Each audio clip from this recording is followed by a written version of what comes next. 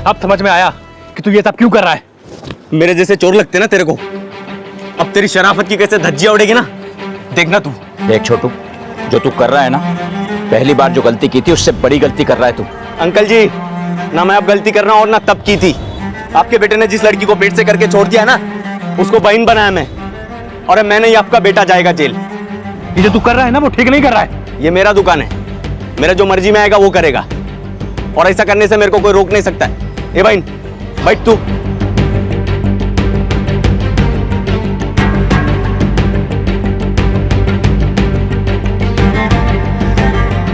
चलो बेटा चल।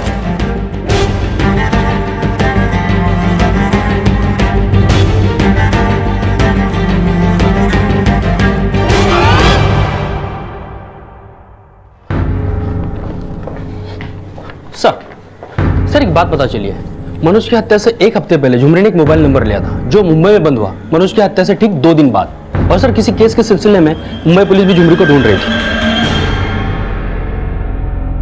अंजनेरी पुलिस को झुमरी के मुंबई में होने की जानकारी मिली, और अंजनेरी पुलिस जब मुंबई पुलिस से मिली तो झुमरी के अतीत से जुड़े ऐसे कई राज सामने आए कि उसका वर्तमान भी शक के घेरे में आ गया। क्या झुमरी का मुंबई में एक और पति है? सच क्या है ये तो झुमरी जानती है, लेकिन झुमरी ने हमसे बताया कि उसने मोहित नाम के एक आदमी से शादी की थी और उसके पेट में मोहित का बच्चा भी है। लेकिन मोहित के घर वाले इस बात को झूठ मानते हैं, और झुमरी ने इस बात की कोई पुलिस कंप्लेंट भी नहीं की थी, इसलिए कोई केस नहीं बना। सर ये लड़की झुमरी है तो बहुत चालाक। हमें शक है कि वो अपने पति मनोज का खून करके भागी थी, और उससे पहले भी उसने किसी संतोष नाम के आदमी के साथ शादी कर रखी थी। चलो चलो। क्या हो मैडम? क्या हो गया मैडम? क्या गल में? कमाल है, इसकी उम्र तकरीबन 18 से 19 साल है और उसने 3-3 शादियां की हैं। सर ये आदिवासी, इनके अपने नियम हैं। कोई भी कितनी भी शादी कर सकता है। जब इसकी शादी संतोष से हुई थी तब इसकी उम्र सिर्फ 15 साल। हमने इसके दूसरे पति मनोज के मर्डर के सिलसिले में इसके पहले पति संतोष से भी बातचीत की है। साहब झुमरी अपना बिरादरी की है, और वो सोचती है कि स्वर्ग से उतर कर आई है। उसको सपने देखने के अलावा कोई काम दाम नहीं है साहब। मेरे से जी भर गया ना तो मनोज के पास चली गई, और उससे जी भर गया तो उसको मारकर किसी तीसरे के पास चली गई होगी। मनोज की हत्या के बाद जब झुमरी फरार हुई तब हमें पता चला कि 8 महीने पहले जब उसने मनोज को छोड़ा था तभी वो प्रेग्नेंट थी। अब वो बच्चा मनोज का है या मोहित का है ये पता लगाना मुश्किल है। लेकिन अगर 8 महीने पहले ही झुमरी ने मनोज को छोड़ दिया था तो 8 महीने बाद आकर उसकी हत्या क्यों करेगी? सर मनोज की हत्या झुमरी ने ही की है, इसका फिलहाल हमारे पास कोई आई विटनेस एविडेंस नहीं है। लेकिन मनोज की हत्या के तुरंत बाद झुमरी फरार हुई, इसलिए हमें उस पर शक है। सर झुमरी आ गई है इंट्रोगेशन रूम में। क्या मनोज मर गया? कैसे? तुझे नाटक बंद कर। तू ही मार के भागी है ना उसको? नहीं साहब, मैं नहीं मारी। तूने मारी तो मुंबई भाग के क्यों आई, और यहाँ के अपना फोन क्यों बंद किया? वो सिम है ना, वो निकाल के फेंक दे, नहीं तो तुझे पुलिस पकड़ेगी गा।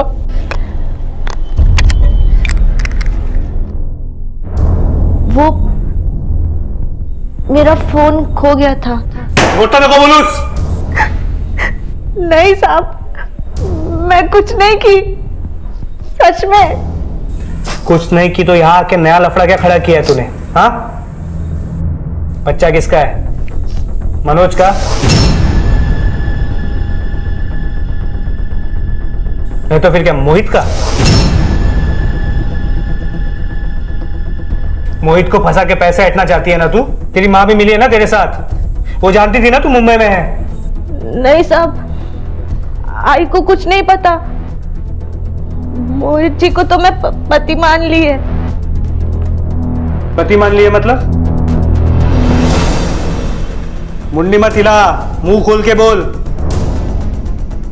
ये क्या लफड़ा खड़ा किया है तूने यहाँ पे? हाँ साहब, मैं सच में कोई लफड़ा नहीं की। मोहित जी सच में इस बच्चे के पिता है। मोहित जी, क्या कमी रह गई मेरी बेटी के प्यार में जो मुझे ये सब सुनने को मिल रहा है? समझी जी, ऐसी कोई बात नहीं है, वो लड़की झूठ बोल रही है। झूठ बोल रही है तो मुझे बताना चाहिए था ना। 2-3 हियरिंग में ही उसे जिंदगी भर के लिए अंदर कर देता, और मुझे तो किसी ने बताया नहीं। कहीं ऐसा तो नहीं कि वो लड़की सच्ची बोल रही हो? नहीं पापा जी, आप मेरा विश्वास कीजिए। देखिए, ना तो मैंने सीमा को कभी धोखा दिया है और ना ही कभी आगे दूंगा। वो लड़की झूठ बोल रही है।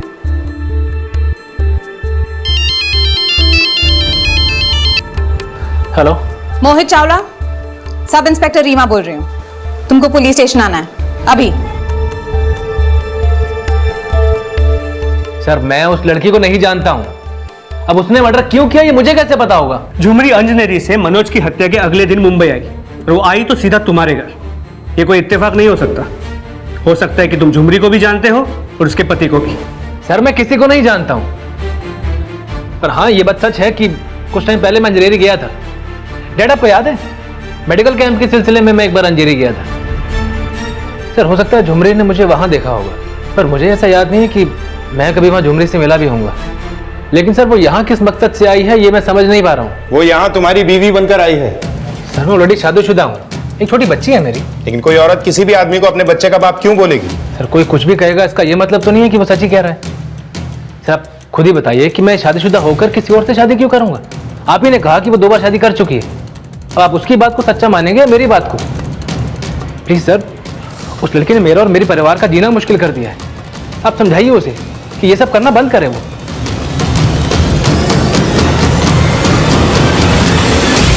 झुमरी का गर्भ 8 महीने का था और उसकी उम्र महज 18 साल की।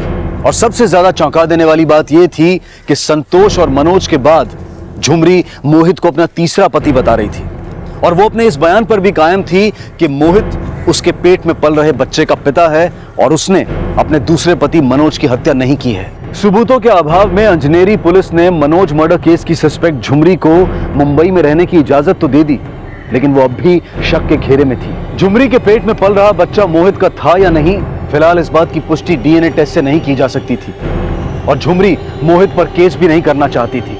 लेकिन वो मोहित द्वारा खुद सच स्वीकार करने का इंतजार कर रही थी और एक बार फिर से मोहित की हाउसिंग सोसाइटी के बाहर रहने आ गई थी। क्या सच के लिए लड़ने का ये झुमरी का हौसला ही था, क्या फिर कुछ और? अरे झुमरी, पुलिस काय के लिए लेके गई थी तेरे को? बैठ ना, बैठ। तू कुछ खाएगी क्या? मैं चाय और चकली लेके आते तेरे लिए।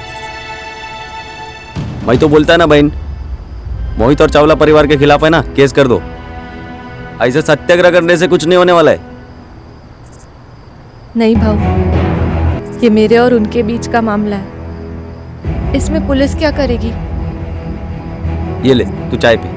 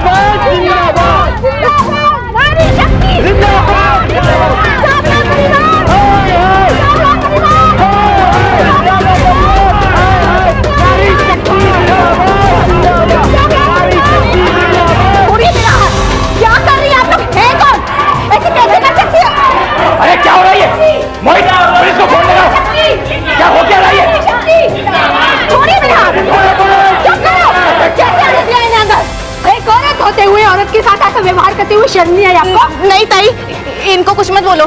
झुमरी तुम डरो मत, हम तुम्हारे साथ हैं। पर हमारे होते हुए तुम्हारे बच्चे को कुछ नहीं हो सकता।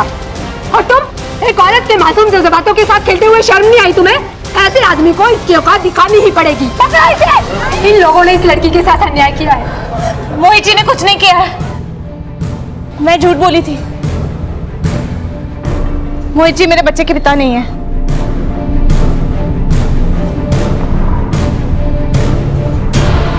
देखा ना आप लोगों ने, इस लड़की ने मान लिया कि ये झूठ बोल रही थी। अरे मानहानि का केस करूंगी तुझ पर, मेंटल हरेसमेंट का केस करूंगी। जब से आई परेशान करके रखा इस लड़की ने। ले चलो इसे, चलो। पहले पति संतोष और दूसरे पति मनोज के बाद मोहित को अपना तीसरा पति बताने वाली झुमरी अब यह सरेआम स्वीकार कर रही थी कि उसने ना तो मोहित से शादी की थी और ना ही उसके पेट में मोहित का बच्चा है। और अगर यही सच था तो फिर उसने पहले झूठ क्यों बोला था? भले ही इस केस का केंद्र बिंदु झुमरी द्वारा बोला गया सच या झूठ था, लेकिन इस केंद्र बिंदु के इर्द गिर्द ऐसा बहुत कुछ हो रहा था जो कई और अपराध सामने लाने वाला था। ऐसे कई नए चेहरे और थे जो अब तक मुखौटे में थे। इस लड़की के दिमाग में क्या चल रहा है, कुछ भी समझना मुश्किल है सर। लेकिन इतना साफ है कि झुमरी ने अपना बयान तब बदला जब मोहित और उसके परिवार पे लगे आरोप पुख्ता होने लगे थे। मैं झूठ बोली थी।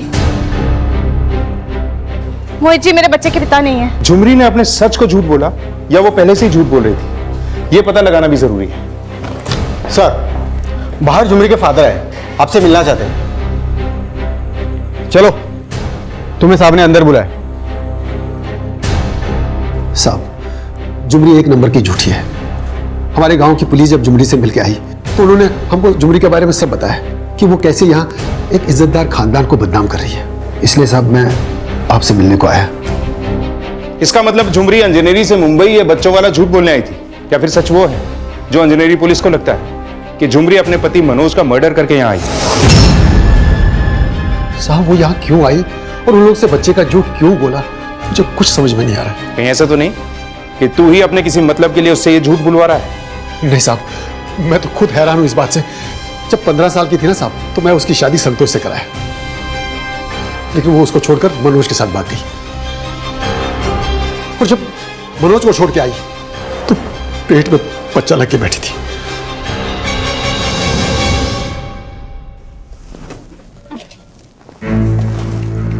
झुमरी, काय ग? काय झालं? काय ग? काय झालं? झुमरी,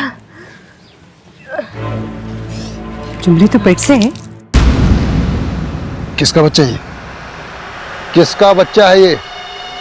वो तो हम लोग को भी नहीं बोली कि उसके पेट में किसका बच्चा है। तो तुमने उसके दूसरे पति मनोज से बात नहीं की? की थी साहब, लेकिन वो तो कुछ और ही बोल रहा था। झुमरी के पेट में मेरा बच्चा नहीं है, मुझे क्या मालूम कहां मुंह काला करके आई है वो। झुमरी की वजह से बहुत नीचा देखने को मिला।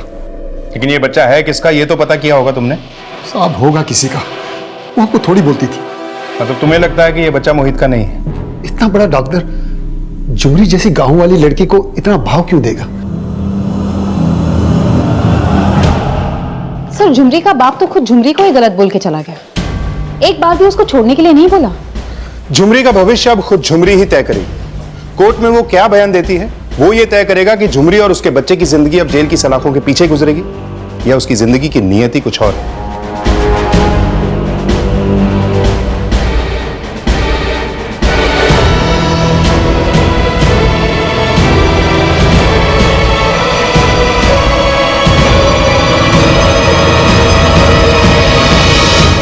अमरीश जी, आपकी बीवी ने झुमरी पे केस किया और आप झुमरी की जमानत करवा रहे हैं, बात कुछ समझ में नहीं है। सर, मैंने झुमरी की जमानत इंसानियत के नाते करवाई।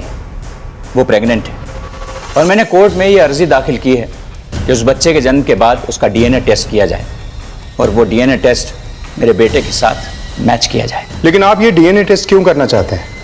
आपको मोहित पे शक है या? नहीं सर, मैं नहीं जानता कि झुमरी के बच्चे का बाप मोहित है या नहीं, लेकिन झुमरी लगातार इस बात का दावा कर रही थी। सर, जब बात हमारे सम्मान की आई तो उसने कहा कि मैं झूठ बोल रही थी। मैं झूठ बोली थी। मोहित जी मेरे बच्चे के पिता नहीं है। मुझे लगता है कि वो इसलिए झूठ बोल रही थी क्योंकि वो नहीं चाहती थी कि मोहित को जेल हो। सर, इंसानियत के नाते मैं उसे एक मौका देना चाहता हूं। वैसे भी डीएनए टेस्ट के बाद तो ये साबित हो ही जाएगा सर कि कौन सही है और कौन गलत।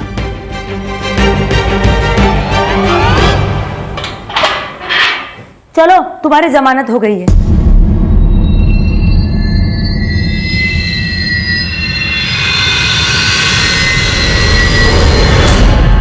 जिस लड़की ने हमारी नाक में दब कर रखा है उसी की जमानत कराई आपने। पापा, आप ऐसा करके साबित क्या करना चाहते हैं? क्या आपको मोहित पर शक है? मैं किसी पर शक नहीं कर रहा हूं। मैंने उसकी जमानत सिर्फ इसलिए करवाई है क्योंकि वो प्रेग्नेंट है। अगर वो चाहती तो एनजीओ वाले हम सबको जेल में डाल देते। ऐसा उसने होने नहीं दिया। पापा, उसने ऐसा इसलिए नहीं होने दिया है क्योंकि वो जानती है उसने झूठ बोला है। वो ये बात कोर्ट में कबूल भी कर चुकी है। अगर वो झूठी ही है तो क्या फर्क पड़ता है वो अंदर रहे बाहर रहे।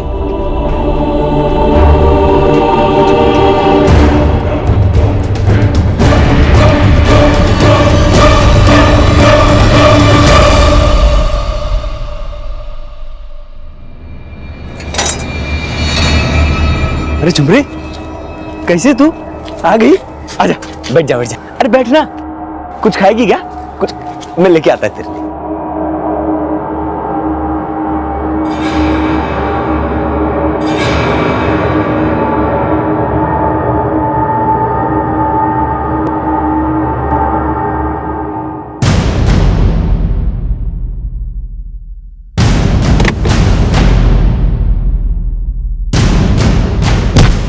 क्या बात है साहब, दोबारा काहे को याद किया?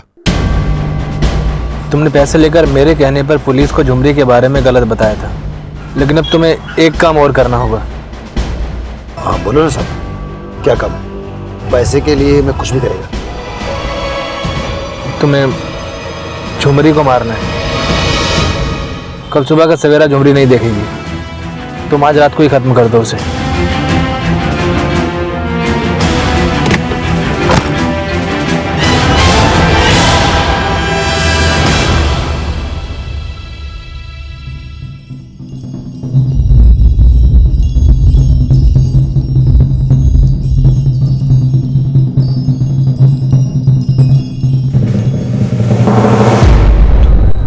बाबा, तू यहाँ? भाऊ, ये मेरे बाबा है। नमस्कार काका, बसा ना।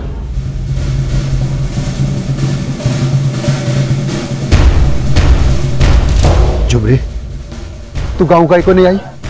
चल, मैं तेरे को लेने आया हूँ। सच बाबा? हाँ, तेरे को क्या लगता है मेरे को तेरी परवाह नहीं है? बाप हूं मैं तेरा, लेकिन तू बस आई आई करती रहती है।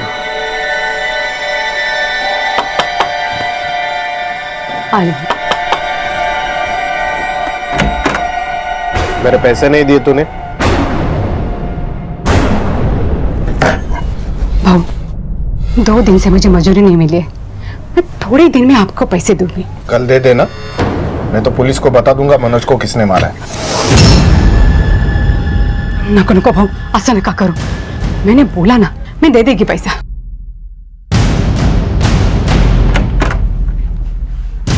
काय झालं आई?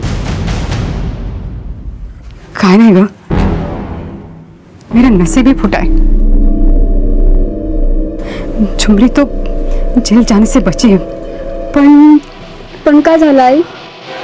झुमरी ताई कधी येणार गावात? पण वो इस गांव में ना है, इसी में उसकी भलाई है। बाबा, मैं अभी गांव नहीं आ सकती। क्यों नहीं आ सकती?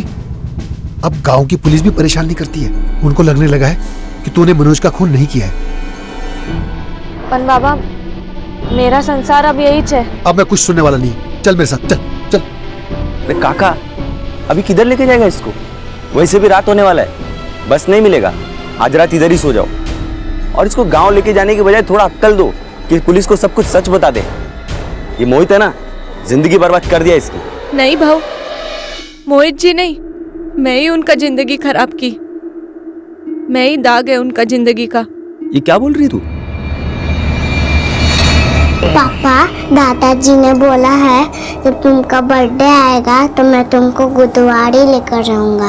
आप भी चलोगे ना पापा? बेटा, आपके पापा ना गुरुद्वारे कम ही जाते हैं। क्यों पापा? क्योंकि आपके पापा मानते हैं कि भगवान ना हम सब में होता है, और बच्चे तो भगवान की मूर्त होते हैं, जैसे आप। अब चलो पापा, चलो चलो चलो चलो, सोने का टाइम हो गया। मोहित जी, हमारा बच्चा। मोहित, मोहित, क्या हुआ? तुम बहुत परेशान लग रहे हो। नहीं, वो थोड़ा सर में दर्द हो रहा है, मैं मेडिसिन ले लेता हूँ। मोहित, चाय।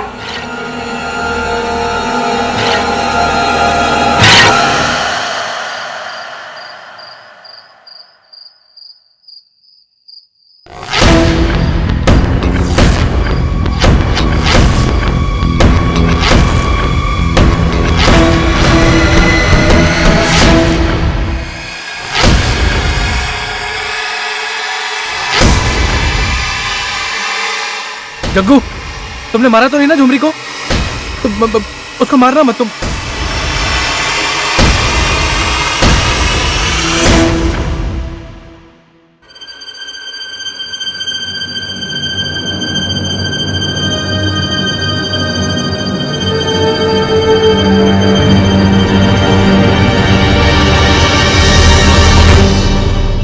झुमरी, मैं जानता हूँ कि मैंने जो तुम्हारे साथ किया है वो ठीक नहीं किया है,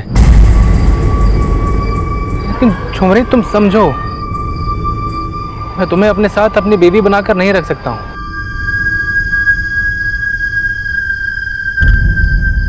झुमरी, हमारे बीच जो कुछ भी हुआ है ना, वो मेरी भूल थी।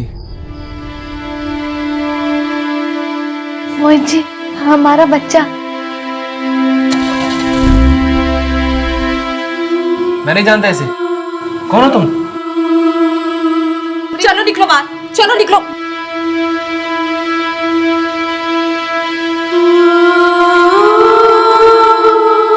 मोहित की बातें और हाव भाव ये जाहिर कर रहे थे कि झुमरी के पेट में मोहित का ही बच्चा है, लेकिन झुमरी के पिता से झुमरी की हत्या करवाने के लिए सुपारी देने वाला मोहित अब झुमरी से अपने किए का पछतावा जता रहा था। फिलहाल पुलिस इन बातों से अनजान थी और उन्हें अचानक मोहित के गायब हो जाने की सूचना मिली। सर मोहित का कुछ पता नहीं चल रहा है सर। कल डिस्पेंसरी के लिए निकला था और वो वापस नहीं आया, उसका फोन भी बंद है सर। क्या मोहित गायब है? मोहित कभी ऐसा नहीं करता, कभी अपना फोन ऐसे नहीं बंद करता। कुछ तो हुआ है सर। आप लोग जाइए, हम पता लगाने की कोशिश करते हैं कि वो कहाँ हो सकता है। प्लीज कुछ कीजिए। सर कहीं ऐसा तो नहीं कि मोहित इसलिए गायब हो गया क्योंकि उसको डर था कि अगर झुमरी का डीएनए हुआ तो वो फंस जाएगा? हो सकता है। मोहित के फोन की लास्ट लोकेशन पता करो, उसकी डिस्पेंसरी में भी पूछताछ करो, कितने बजे आया, कब निकला, किसके साथ निकला, सब डिटेल्स निकलवाओ। सर मैडम, डॉक्टर मोहित सुबह 10 बजे आ गए थे और शाम को 6:30 बजे तक चले गए थे। कैसे गए थे? मैम वो अपनी कार से ही आते जाते हैं।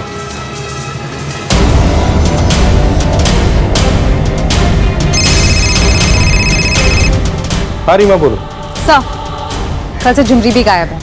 रीमा, ये मोहित के साथ झुमरी के गायब होने का क्या चक्कर हो सकता है? सर मुझे एक दूसरा कॉल आ रहा है, मैं आपको कॉल बैक करती हूँ। ओके। बोलो शिंदे। शिंदे, बॉडी को पोस्टमार्टम के लिए भेजो। सर झुमरी का कुछ पता चला? अभी नहीं सर, लेकिन कोशिश जारी है।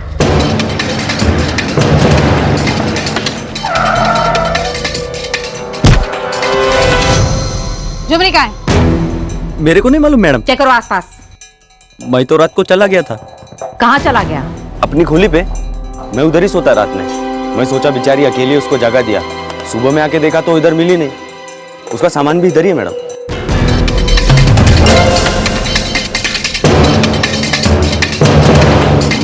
पुलिस ने झुमरी की तलाश तेज कर दी और जल्द ही झुमरी से जुड़ा एक सुराग मिला। इस लड़की को पहचानते आप? सर ये लड़की अजनबी का टिकट पूछ रहे थे।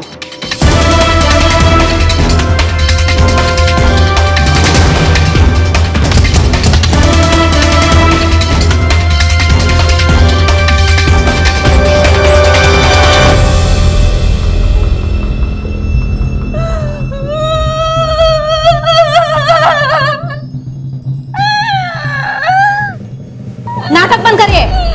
तूने ही मोहित को मारा है ना? मैडम मैं क्यों मारेगी? तो वो चाकू तेरे सामान से कैसे मिला? और मोहित के मर्डर के बाद तू भाग क्यों गई थी? साहब मेरा यकीन कीजिए, मैं भागी नहीं थी। मैं तो मोहित जी के जिंदगी से दूर जा रही थी। उसकी जिंदगी से दूर नहीं, उसकी जिंदगी छीन के खुद गांव जा रही थी। हाँ मैं गांव जा रही थी। मोहित जी मुझे बोले थे गांव जाने के लिए। 2 रोज पहले ही वो मुझे मिले थे। झुमरी, हमारे बीच जो कुछ भी हुआ है ना, वो मेरी भूल थी। भूल तो मैंने की, जो आप पे विश्वास किया। गलती मेरी है। नहीं नहीं झुमरी, मैं जानता हूँ कि मेरी गलती है और मैं अपनी गलती का पश्चाताप करने के लिए भी तैयार हूँ। मैं तुम्हारे बच्चे का सारा खर्चा उठाने के लिए तैयार हूँ, लेकिन मैं हाथ जोड़ के तुमसे रिक्वेस्ट करता हूँ कि प्लीज मुझे मेरी बीवी और मेरी बच्ची की नजरों में शर्मिंदा होने से बचा लो। मैं हाथ जोड़ता हूँ तुम्हारे, प्लीज तुम चले जाओ यहाँ से प्लीज। मैं खूब सोची और फिर गांव जाने का फैसला की। मेरे को नहीं मालूम ये सब क्या हो गया।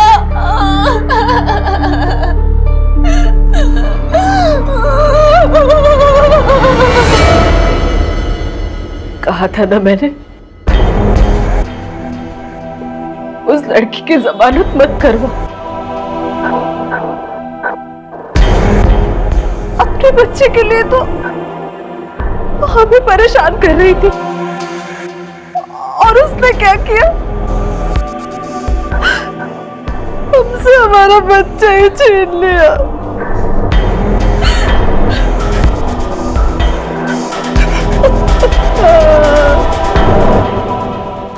सर, मोहित की पोस्टमार्टम की रिपोर्ट के मुताबिक उसकी हत्या कल शाम को 7 से 8 बजे के बीच में हुई थी, और जो चाकू झुमरी के सामान से मिला उस पर मोहित के ही ब्लड ट्रेसेस है, पर उस पर उंगलियों के निशान नहीं है। मतलब साफ है कि उंगलियों के निशान मिटाए गए। मुझे नहीं लगता कि झुमरी जैसी लड़की इतना दिमाग लगा सकती। हो सकता है कि किसी और ने मोहित का खून किया और चाकू झुमरी के सामान में रख दिया ताकि झुमरी को फंसाया जा सके। हो सकता है सर। सर, मैंने मोहित के कॉल रिकॉर्ड भी चेक किए। उसके मुताबिक कल शाम को 4 बजे आखिरी कॉल उसकी बीवी सीमा ने किया था। ठीक है, सीमा को बुलाओ। और रीमा? सर, मैंने मोहित के कॉल रिकॉर्ड भी चेक किए। उसके मुताबिक कल शाम को 4 बजे आखिरी कॉल उसकी बीवी सीमा ने किया था। ठीक है, सीमा को बुलाओ।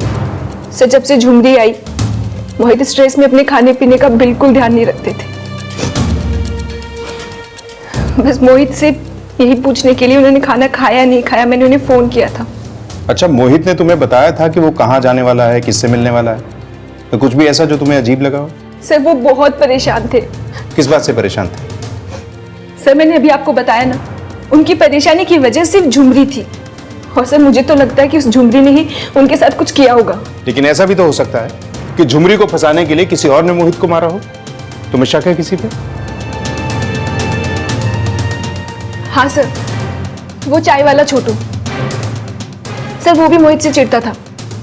और सर, मुझे तो लगता है कि मोहित को नीचा दिखाने के लिए उसने ही जानबूझकर झुमरी को अपनी टपरी पर रखा था। ये छोटू क्यों चिढ़ता था मोहित से? सर, वो एक्चुअली 6 साल पहले मोहित के बयान की वजह से छोटू पॉकेट मारने के जुर्म में जेल गया था। और हाँ सर, उस दिन वो एनजीओ वालों को भी छोटू ने बुलाया था झुमरी के लिए।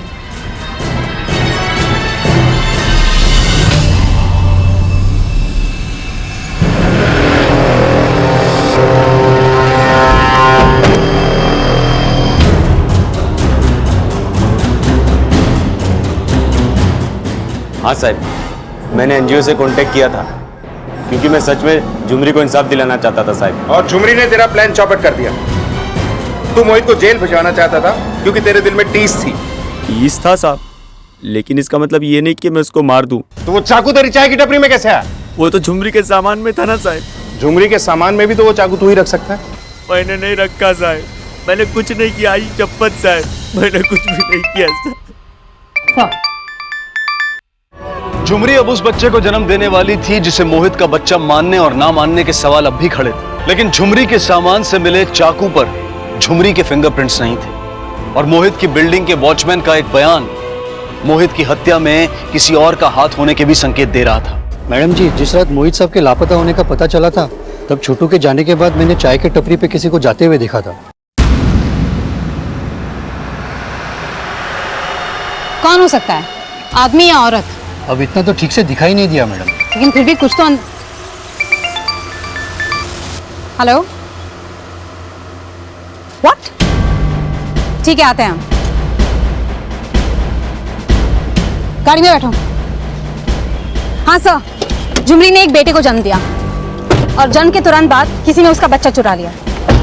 Yes sir. कहाँ है मेरा बच्चा? बोल, मैं छोड़ेगी नहीं तुझे। कहाँ है मेरा बच्चा? मेरा बच्चा कहाँ है? ठीक है, मेरा बच्चा नहीं मिल रहा।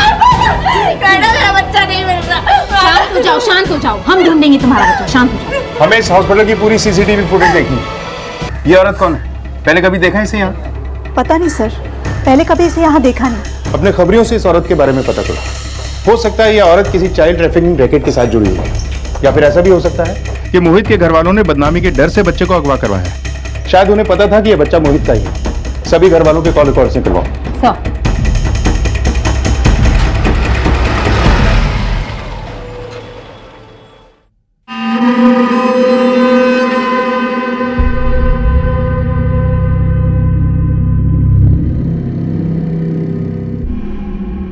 झुमरी, हाय झुमरी, मधुपुर, सर,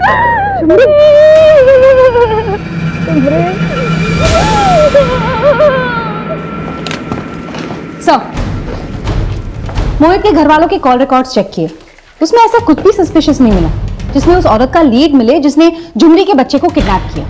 और सर, मोहित के बिल्डिंग के सीसीटीवी के रेंज में चाय की टपरी नहीं आती, तो इसलिए वॉचमैन के बयान के मुताबिक उस रात वहां कौन गया था ये भी क्लू नहीं मिला। वॉचमैन ने हमें बताया था कि उसने उस रात किसी को चाय की टपरी की तरफ जाते हुए देखा था जिस रात मोहित का मर्डर हुआ। मतलब ये जो कोई भी था वो वहां चाकू रखने ही गया। चाय की टपरी मोहित की बिल्डिंग के बिल्कुल पास है। हो सकता है कि मोहित का मर्डर मोहित के भैया भाभी ने करवाया, क्योंकि सीमा ने हमसे बताया था कि मोहित का झगड़ा था अपने भैया भाभी से। सर, मोहित की हत्या के दिन सबके एक्टिविटीज चेक की। हत्या के दौरान मोहित के भैया और भाभी अंधेरी में थे और उसके पेरेंट्स और उसकी वाइफ फोन की लोकेशन के मुताबिक उसी लोकेलिटी में थे। जहां मोहित की लाश मिली वो जगह इसकी लोकेलिटी के बिल्कुल करीब है। बुला के लाओ सबको, एक बार फिर से पूछताछ करते हैं सबसे। सर, जिस रात मोहित का मर्डर हुआ उस रात तो हम दोनों दोस्त की शादी में अंधेरी गए थे। आप पता कर सकते हैं किसी से भी? सर, उस रात हम तीनों लोग गुरुद्वारे में थे सर। लौट कर आए तो पता चला कि मोहित घर लौटा ही नहीं है। और फिर सर, बोल रही हूँ आपसे, झुमरी नहीं मारा मेरे बेटे को। जब से आई हमारा सुख चैन सब छिन गया है और उसी ने अपने बेटे को भी गायब कराया ताकि उसका झूठ ना पकड़ा जाए। सर, इनके मुताबिक मोहित की हत्या ही नहीं बल्कि झुमरी के बच्चे की किडनैपिंग में भी खुद झुमरी का ही हाथ है। इन सब की एलिबाई चेक करो। और वो चाकू कहां से खरीदा गया था, कुछ पता चला?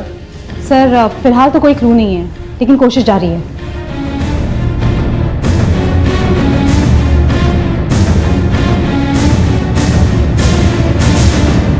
सर, मोहित के भैया भाभी की एलिबाई कंफर्म है। हत्या के वक्त मोहित के भैया और भाभी अंधेरी में एक वेडिंग फंक्शन में थे और मोहित के माँ बाप और उसकी बीवी गुरुद्वारे में थे। सर, मोहित की बीवी सीमा वहां से 6 बजे निकली, लेकिन मोहित के माँ बाप वहां से 7 बजे निकले। बोलो रानी। साहब, वो औरत की पहचान पता चल गई जिसने हॉस्पिटल से बच्चा चुराया था। कौन है वो? सब सुनने में आया है वो बच्चा चुरा के भीख मांगने वाले गिरोह में भेज देती और 2 दिन से अंडरग्राउंड भी है। पता लगाओ कि अब कहाँ हो सकती है वो। कहाँ है रे तू? कहाँ निकल? अच्छा, ठीक है।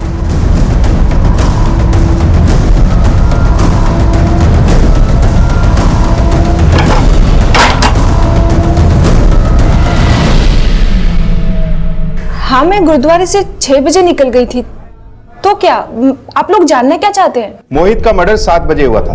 तुम गुरुद्वारे से 6 बजे निकलने के बाद घर पहुंची 7:30 बजे। सर, आप कहना क्या चाहते हैं? हो सकता है मोहित का मर्डर तुमने ही किया हो। मोहित का मर्डर मैं क्यों करूंगी? क्योंकि तुम्हें लगता था कि झुमरी के पेट में मोहित का बच्चा है, इसलिए पहले तुमने मोहित को मारा, उसके बाद बच्चा चुरा लिया, ताकि ये प्रूव ना हो सके कि झुमरी के पेट में मोहित का बच्चा है और तुम पे शक भी ना जाए। आप लोग कुछ भी सोच रहे हैं। मैं गुरुद्वारे से निकल के सीधा 6 बजे मार्केट गई थी। सब्जी और किचन का सामान खरीदने में 1.5 घंटा तो लगेगा ही ना। और आप लोग सोच रहे हैं कि उस 1.5 घंटे में मैंने अपने पति मोहित का मर्डर कर दिया। आप लोग गलत सोच रहे हैं। मुझे अपने पति मोहित पे यकीन था, भरोसा था कि वो मुझे कभी धोखा नहीं दे सकते। वो बच्चा उसका नहीं था।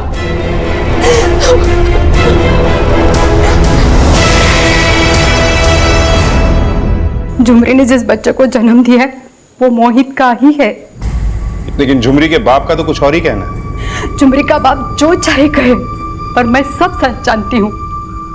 वो बच्चा मोहित का ही है।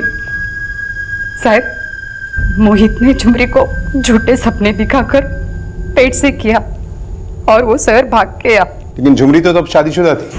शादीशुदा ही नहीं, उसने 2 शादियां की थी। हो साहब, उसने 2 लगन किए। उसका पहला पति संतोष, उसने उसे खुश नहीं रखा, और दूसरा पति मनोज,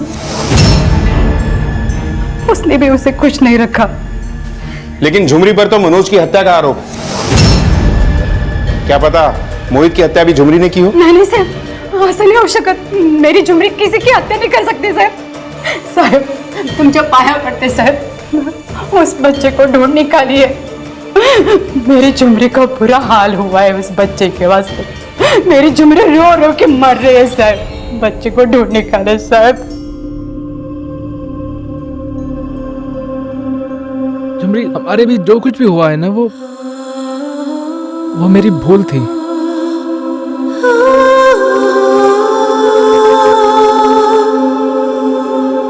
झुमरी क्या सोच रही है?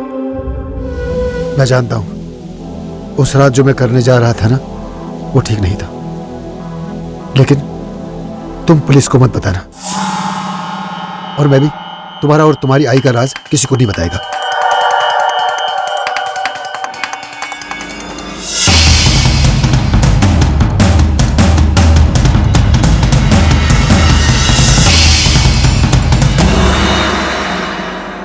तो मेरा अच्छा बच्चा है ना, इसलिए मैं ये राज किसी को नहीं बताएगा। बच्चा? मेरा बच्चा कहाँ है बाबा? मेरे को क्या मालूम कहाँ है? बच्चा? बाबा, मेरा बच्चा? झुमरी, मेरा बच्चा? झुमरी, झुमरी, झुमरी। सर, मैंने सीमा का एलिबाई चेक किया। गुरुद्वारे से निकलने के बाद वो मार्केट में थी।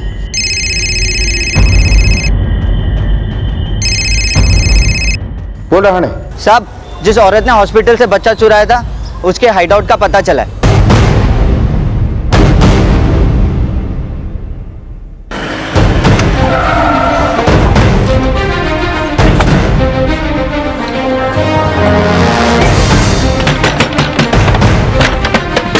अरे बच्चा बनाती है।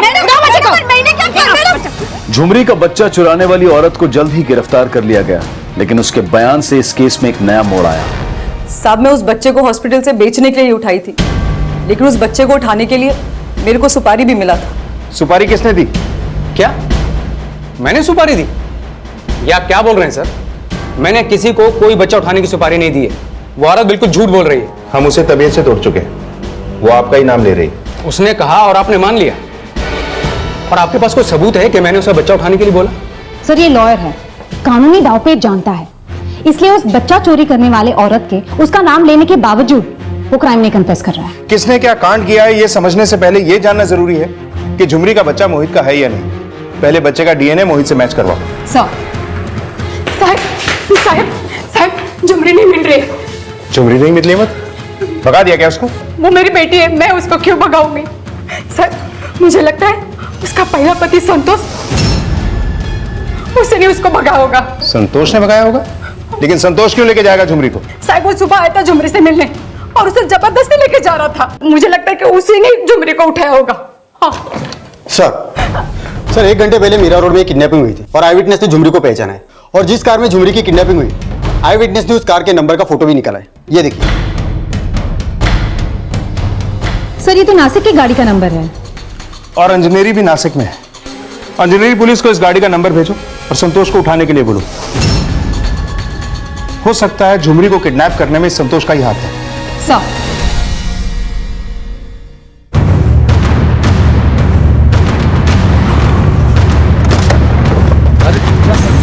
चल अंदर। बता दे साहब, कहाँ है झुमरी? सब सच्ची बोलता है साहब, झुमरी को मैंने नहीं उठवाया साहब, यकीन मानो मेरा। तो मुंबई क्यों गया था उससे मिलने के लिए? सर मैं तो उसको वापस चाहता था साहब।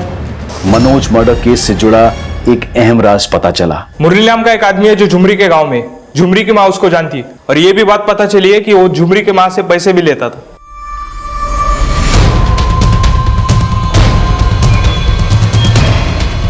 पुलिस ने जब मुरली को अरेस्ट किया तो उसके द्वारा कमला को ब्लैकमेल करने का असल राज सामने आया।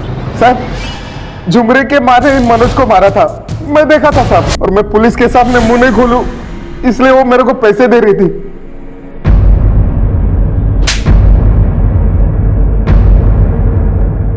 हाँ साहब, मैं ही मारी मनोज को, क्योंकि उस कमीने ने मेरी बेटी की जिंदगी खराब कर दी थी।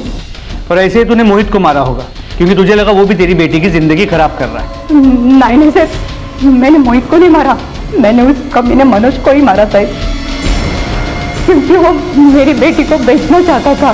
बेचना चाहता था? हाँ सर,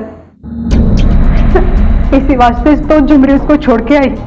साहब, उस दिन मैंने देखा मनोज झुमरी के बाबा को पैसे दे रहा था और बोला झुमरी को उसके पास भेज दे। मैं झुमरी को शहर भगाई क्योंकि उसका बाप ही अपनी बेटी को बेचना चाहता था, और मैं जानती थी कि मनोज उसको शहर में किसी भी हालत में ढूंढ निकालेगा, इसलिए मैंने मनोज को मार दिया। कमला के बयान के आधार पर अंजनेरी पुलिस ने झुमरी के पिता को भी रिमांड पर ले लिया।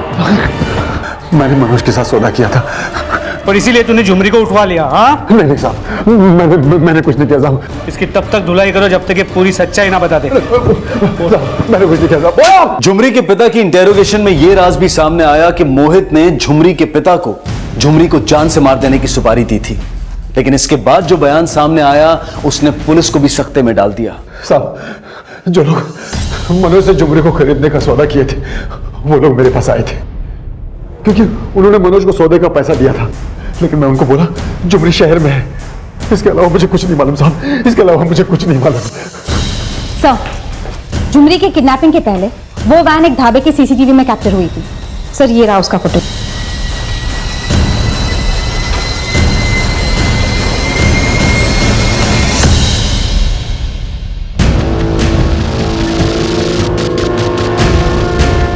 तुरंत इनका फोटो अंजनेरी पुलिस को भेजो और झुमरी के बाप से इन्हें आइडेंटिफाई कराने के लिए बोलो। Yes sir. सर,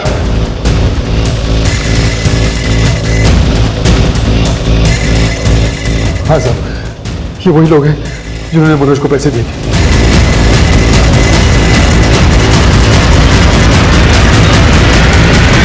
झुमरी के दूसरे पति मनोज ने गर्भवती झुमरी को देह व्यापार के लिए बेच दिया था और यह इस केस का एक चौंका देने वाला एंगल था। वहीं दूसरी तरफ मनोज की शय पर झुमरी के पिता ने जो किया उसका असर यह था कि झुमरी की किडनैपिंग देह व्यापार से जुड़े उन्हीं दलालों द्वारा की गई थी जो मनोज को गर्भवती झुमरी की कीमत अदा कर चुके थे। हालांकि झुमरी के बच्चे को सही सलामत बचा लिया गया था, लेकिन झुमरी को बचाने के लिए अंजनेरी पुलिस और मुंबई पुलिस मिलकर उन किडनैपर्स को ट्रेस करने की कोशिश कर रही थी कि झुमरी ने जिस बच्चे को जन्म दिया था वो मोहित का ही था।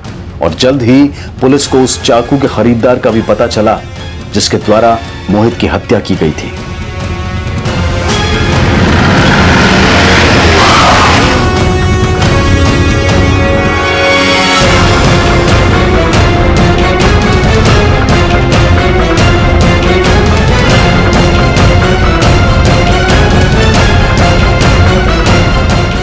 सीमा, ये काम अकेली सीमा का नहीं हो सकता। इसका बाप लॉयर है ना कहीं वो भी शामिल है इस सब में। बुलाओ दोनों को थाने। सर, ये क्या बदतमीजी है? क्यों लेकर आए हम यहाँ पे? हमें पता चल गया है कि आपने अपनी बेटी के साथ मिलकर मोहित का मर्डर किया है। कोई सबूत है आपके पास इस बात का?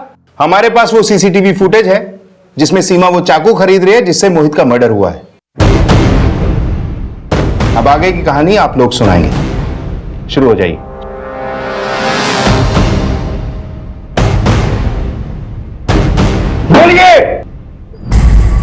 नहीं झुमरी, मैं जानता हूं कि मेरी गलती है और मैं अपनी गलती का पश्चाताप करने के लिए भी तैयार हूं। मैं तुम्हारे बच्चे का सारा खर्चा उठाने के लिए तैयार हूं। मोहित से मैंने बेइंतहा प्यार किया। हम दोनों एक ही मेडिकल कॉलेज में पढ़ते थे। मैं भी डॉक्टर हूं, लेकिन मैंने उसके लिए अपना प्रोफेशन छोड़ दिया, उसके लिए हाउसवाइफ बन गई। लेकिन उसने मुझे धोखा दिया। मुझसे शादी करने के बावजूद भी उस लड़की के साथ उसने रिलेशंस बनाए। तभी मैंने सोच लिया था कि मैं उसे छोड़ूंगी नहीं। पापा मेरे साथ थे और मैंने पापा के साथ मिलकर उसे खत्म करने का प्लान बनाया। उस दिन मैंने उसे फोन किया कि हम दोनों मूवी देखने चलेंगे और 4 बजे फोन करके उसे याद भी दिलाया। मूवी का प्लान याद है ना? हाँ याद है। क्यों? तो ठीक है, मार्केट का पीछे वाला जो मैदान है ना, उसमें ठीक 7 बजे आ जाना। पर मैदान में क्यों? एक सरप्राइज है तुम्हारे लिए, वहीं बताऊंगी। मैं मोहित के मम्मी पापा के साथ गुरुद्वारे गई, लेकिन मैं वहां से 6 बजे निकल गई और सीधा मार्केट गई। अपनी अलबाई के लिए वहां के शॉपकीपर से मिली जो मुझे पहले से ही जानते थे। और फिर उसके बाद मैं पापा के साथ उस जगह गई जहां मैंने मोहित को बुलाया था।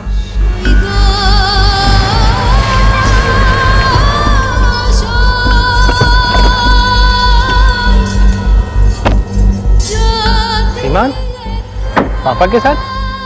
कहा था ना एक सरप्राइज है तुम्हारे लिए। आप पेशे से एक वकील, जनता विश्वास करती है आप पर। जब आप जैसे लोग ही कानून के साथ खिलवाड़ करेंगे तो जनता को क्या सीख मिलेगी? आप जैसे लोग धब्बा हैं अपने डिपार्टमेंट पे भी और इस समाज पे भी।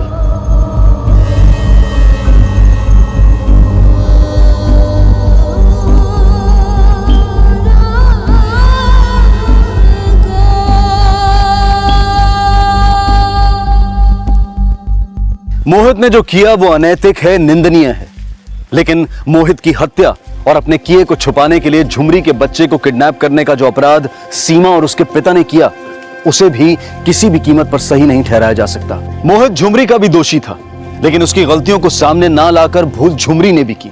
झुमरी को बहुत पहले मोहित को उसके किए का आईना दिखा देना चाहिए था। वहीं दूसरी तरफ झुमरी की मां कमला को मनोज की हत्या का दोषी मानते हुए आईपीसी की धारा 302 के तहत गिरफ्तार कर लिया गया है। दोषी को उसके किए का एहसास दिलाए बगैर माफ कर देना कभी भी सही साबित नहीं होता। किसी के अपराध को नजरअंदाज करके अपने सम्मान को डिगा लेना महानता नहीं है, बल्कि वो अपने अस्तित्व के साथ की गई नाइंसाफी ही होती है। देखते हैं हमारे आज के एपिसोड की दूसरी कहानी।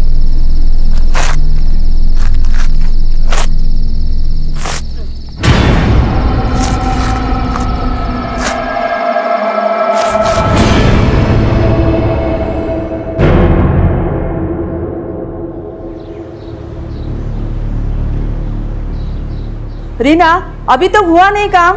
बस हो जाएगा 5 मिनट में। तू हर रोज स्कूल का कपड़ा क्यों पहन के आती है? तू स्कूल जाती है? नहीं मैडम, स्कूल तो आई ने 2 साल पहले ही छुड़वा दी। बोली कि मैं स्कूल जाऊंगी तो भाव नहीं पढ़ पाएगा, और भाव नहीं पढ़ पाएगा तो वो बड़ा जॉब नहीं कर पाएगा, फिर पैसा कहाँ से आएगा? हम लोग गरीब है ना।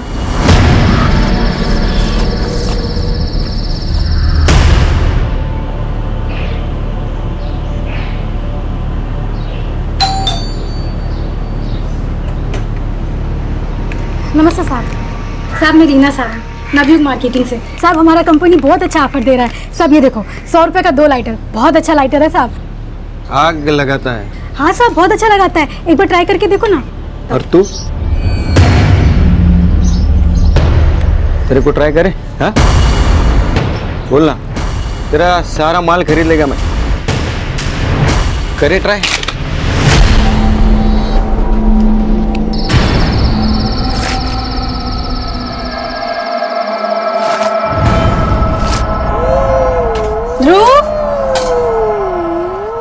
चल बेटा आजा खाना खाने। आई, मैं ये नहीं खाऊंगा। पिंकी भी पिज्जा खाती है, मैं भी खाऊंगा अभी। बेटा अभी दाल चावल खा ले, उसके बाद तेरी आई का प्रॉमिस, ध्रुव जो बोलेगा आई सब लाके देगी। पक्का? एकदम पक्का। ठीक है, चला कर।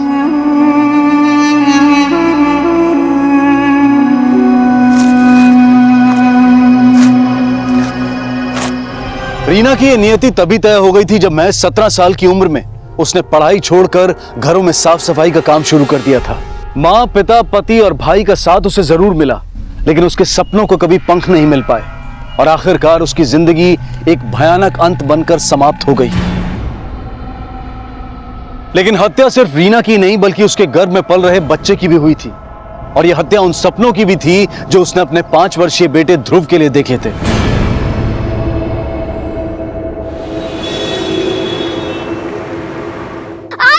चुप कर, रड़ू लकोस। आई! चुप। आई! गप्पा बोला ना, चुप कर, चुप हो जाएगा। रोएगा ना तो भूत आएगा, समझा? चुप, गप्पा बस एकदम।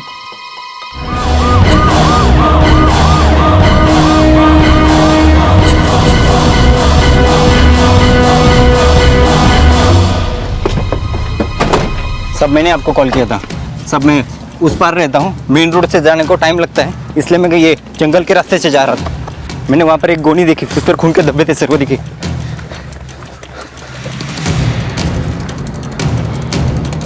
कांस्टेबल खोलो इसे। बहुत ही ब्रूटल मर्डर है सर। लगता है किसी ने धारदार हथियार से पेट में गोद गोद के मारा है। असावन मारने वाले की कोई भारी दुश्मनी रही होगी इस औरत से। फॉरेंसिक टीम को बुलाओ और आसपास सर्च करो। Okay sir. उधर देखो, तुम उधर जाओ, अच्छी तरह से सर्च करो।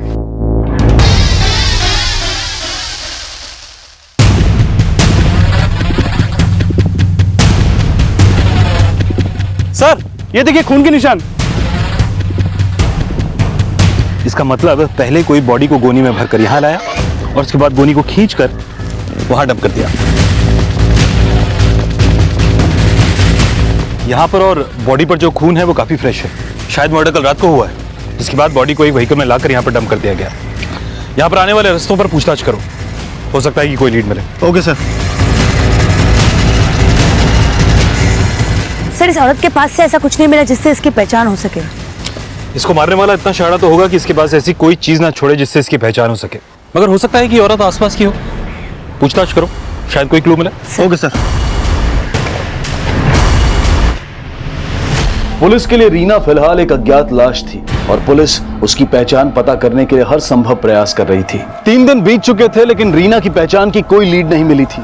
रीना के बेटे ध्रुव का भविष्य ताक पर था। क्या ध्रुव का बचपन रीना से भी ज्यादा भयानक बनने वाला था? क्या ध्रुव सुरक्षित हाथों में था? देख, यहाँ बिल्कुल शांति से रहना और कोई किचकिच नहीं, समझा?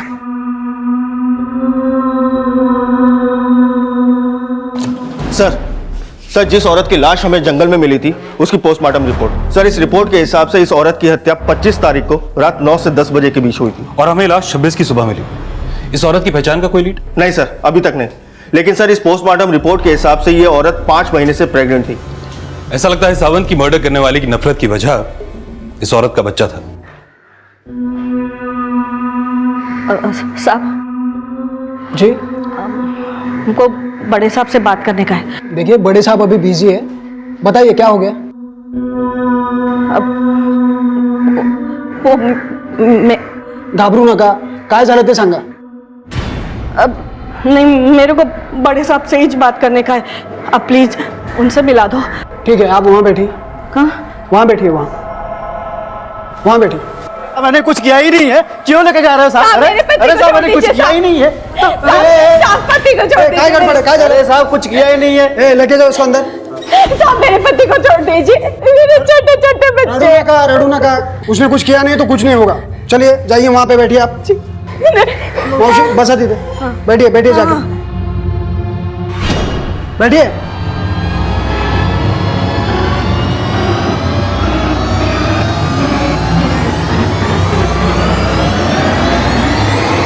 इस औरत की बॉडी पे ना तो कोई मंगलसूत्र था और ना ही सिंदूर, मगर इसने साड़ी पहनी हुई थी। अगर ये औरत हिंदू है तो मामला किसी इलेजिटिमेट रिलेशनशिप का हो सकता है या फिर शायद ऑनर किलिंग का। सर एक औरत आई है और आपसे मिलना चाहती है। कौन है वो? सर टीका बोलनी नहीं, बस कह रही है कि साहब से ही बात करेंगे। ठीक है, बुलाओ उसे।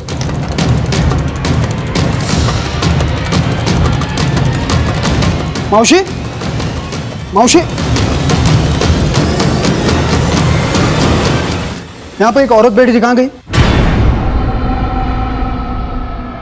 सर यही तो बैठी थी, उसके साथ एक बच्चा भी था। कह रही थी कि बड़े साहब से मिलना है, बड़े साहब से मिलना है, लेकिन पता नहीं आपको मिले बिना क्यों निकल गई। हो सकता है कि पहले भी किसी केस के सिलसिले में यहाँ पर आई हो। सर मैंने तो इसे पहले कभी यहाँ नहीं देखा। तुम एक काम, एक्सक्यूज मी सर, कुछ और भी बोला उसने? हाँ पाटिल बोला। सर खाना मार्केट में एक पानीपुरी वाला मिला है, उसने उस औरत की फोटो को आइडेंटिफाई किया है जिसकी लाश पनवेल जंगल में मिली थी। वो औरत अक्सर उसके ठेले पे पानीपुरी खाने आती थी। भैया पुराना वाला तीखा नहीं था, अभी तीखा दे बना। आई तीखा खाने के बाद जलेबी खाएगी? हाँ हाँ, जलेबी भी खाएगी और फिर कुल्फी भी चाटेगी, हो ना? क्या आई, मैं थोड़ी मांग रही हूँ, ये मांग रही। साहब वो तीनों अक्सर मेरे ठेले से पानीपुरी खा के जाते थे, लेकिन उनका नाम पता ये मैं नहीं जानता हूँ। स्केच बना सकते हो?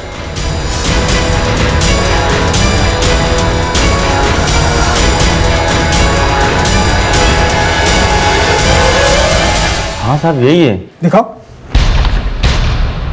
सर ये तो वही औरत है जो पुलिस स्टेशन में आपको मिलने के लिए आई थी और बाद में किसी को भी बिना बताए चली गई।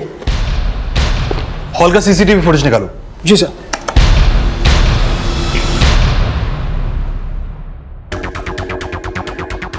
साहब ये बच्चा उसी औरत का जो पेट से थी और ये उसकी सास है। पक्का? हाँ साहब पक्का यही है। ठीक है तुम जा सकते हो। अमन इसका फोन नंबर और एड्रेस नोट कर लो, जरूरत पड़ी तो तुम्हें दोबारा बुलाएंगे। ठीक है साहब। सावन समझ में नहीं आया कि ये औरत यहाँ पर आई क्यों, और आई तो फिर हमसे मिली क्यों नहीं। सर कहीं ऐसा तो नहीं कि ये औरत इस औरत की मिसिंग कंप्लेंट लिखवाने आई हो? इस औरत की मौत तो 4 दिन पहले हुई, तो फिर ये 4 दिन के बाद क्यों आई? और अगर ये मिसिंग कंप्लेंट लिखवाने आई तो फिर ये हमसे मिली क्यों नहीं? इस औरत के यहां आने और यहां से जाने के पीछे का राज तो इससे मिलकर ही समझ में आएगा। ये लोग खंडा मार्केट के आसपास के ही होंगे जहां पर ये पानी पूरी खाना जाया करते थे। पता करो ये कहां रहते थे। Okay sir.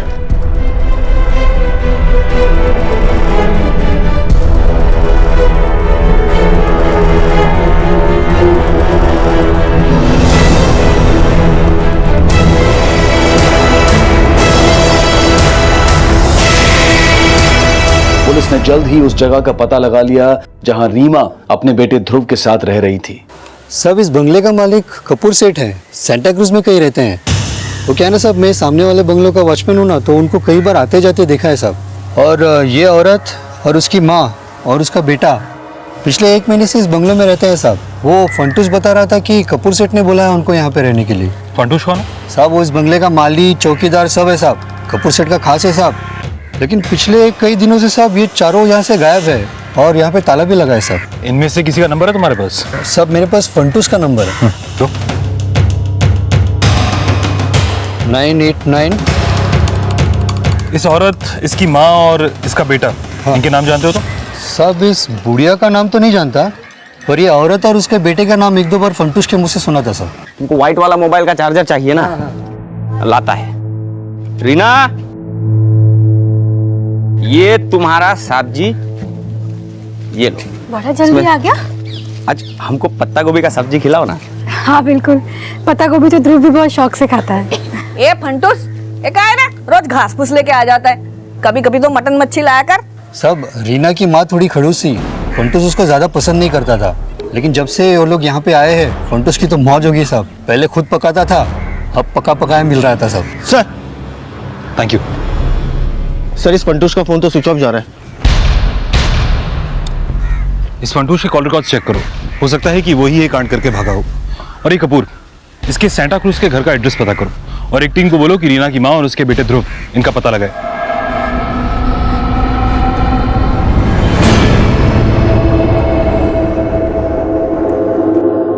आई का है? चल तो।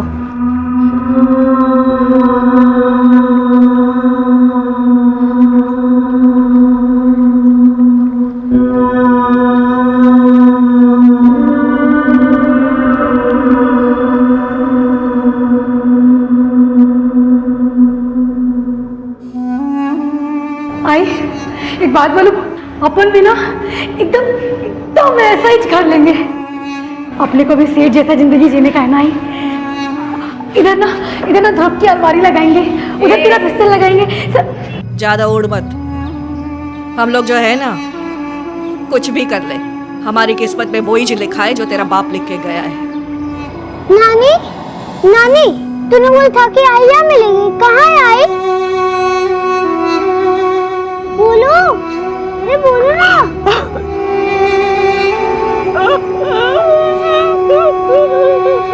बोलो ना।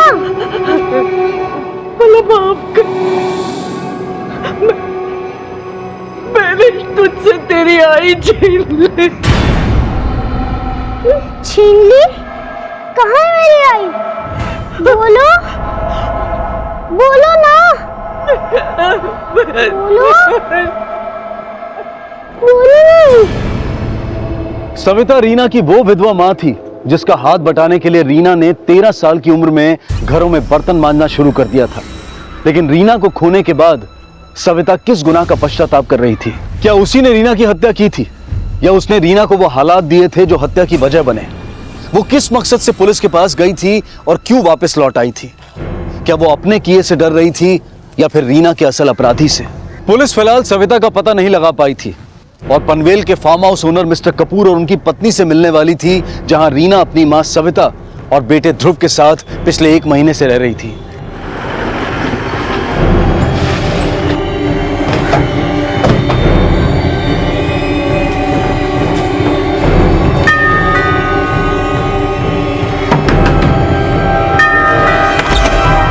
कपूर साहब घर पर है?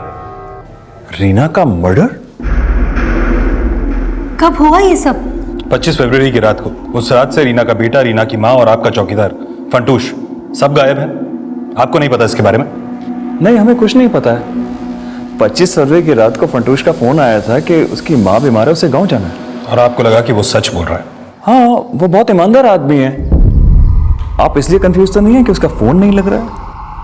एक्चुअली वो जो नंबर यूज करता था वो मेरा ही नंबर है और गांव जाने से पहले वो फोन बंद कर देता है। कोई फोटोग्राफ होगा उसका आपके पास? हाँ है ना, फोटो लेकर ड्रॉर में पड़ा हुआ। जी।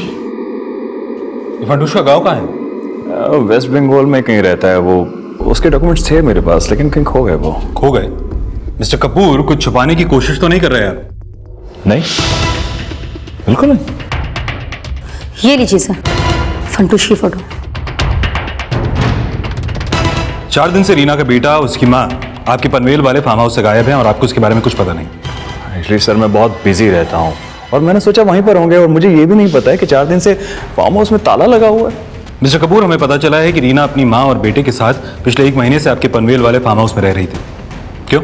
मैं रीना को केयर टेकर बनाकर हम ही ने भेजा था वहाँ पर। Care taker? हाँ जी सर, दरअसल बात है कि रीना हमारे यहाँ साफ सफाई का काम करती थी और हमेशा कहती थी कि उसे काम चाहिए और पैसे चाहिए। और पिछले महीने तो जब मैंने उसे पगार दी, ये लो तुम्हारी पगार, 100 रुपये बढ़ा दिए जैसा बोला था। मैडम, मेरे को ना अपने लड़के को अच्छा से अच्छे स्कूल में पढ़ाने का है, पर आप तो जानते हो बाहर महंगाई कितना है। कोई और काम हो तो बोलो मेरे को, इतने में गुजारा हो नहीं पाता है। ठीक है, बता दूंगी। सर, रीना हमें भरोसे वाली लगती थी, तभी तो हमने उसे केयरटेकर की नौकरी पर रखा था। क्यों? फंटूश पर से भरोसा उठ गया था आप लोगों का? नहीं सर, ऐसा बिल्कुल भी नहीं है। एक्चुअली हमारा पनवेल का घर बहुत बड़ा है जो फंटूश से अकेले संभलता नहीं था। वैसे भी ऑलमोस्ट सैटरडे संडे हम लोग वहां पर जाते रहते थे। हमने सोचा रीना वहां पर रहेगी तो घर मेंटेन रहेगा। 25 फरवरी को भी तो संडे था। आई एम श्योर आप वहीं पर रहे होंगे। हाँ, हम लोग वहीं पर थे, लेकिन हम वहां से सुबह सुबह भीमाशंकर घूमने के लिए चले गए थे और वहां से हम लोग सीधा यहाँ पर आ गए। हमने सोचा नहीं था कि रीना के साथ इस तरह से हो जाएगा। रीना 5 महीने प्रेग्नेंट थी। प्रेग्नेंट? उसके पति को जानते हैं आप लोग? उसके पति नहीं, उसे पेट से करके छोड़ दिया होगा। पर हम उसके पति से कभी मिले नहीं। रीना रहती कहाँ थी? सर, वो अंधेरी में कहीं रहती थी। दरअसल हमने उसके डॉक्यूमेंट्स नहीं लिए थे, इसलिए उसका परमानेंट एड्रेस हमें नहीं पता है। रीना या उसकी माँ का कोई फोन नंबर तो होगा आपके पास? सर, रीना का नंबर तो है हमारे पास, पर उसकी माँ का नंबर नहीं। नंबर लिखवाइए रीना का।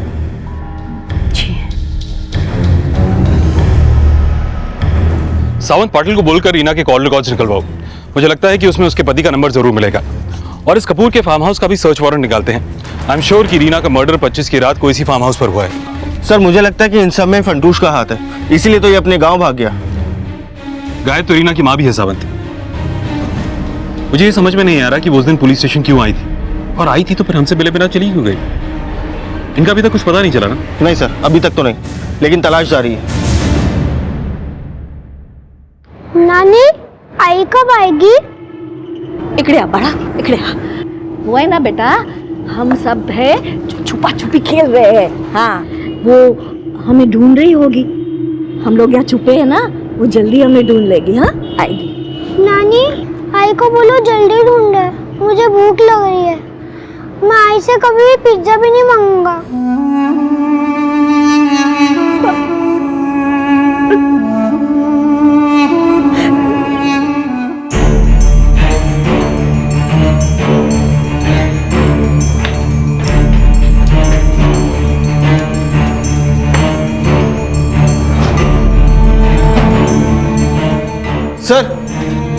सर ये देखिए सर, दीवार के ऊपर के कलर और नीचे के कलर में काफी डिफरेंस है सर। ऐसा लगता है कि दीवार के नीचे के हिस्से में हाल फिलहाल में ही कलर किया गया है। हो सकता है किसी ने एविडेंस छुपाने की कोशिश की हो। सब तरफ ध्यान से चेक करो, कोई क्लू जरूर मिलेगा। Okay sir.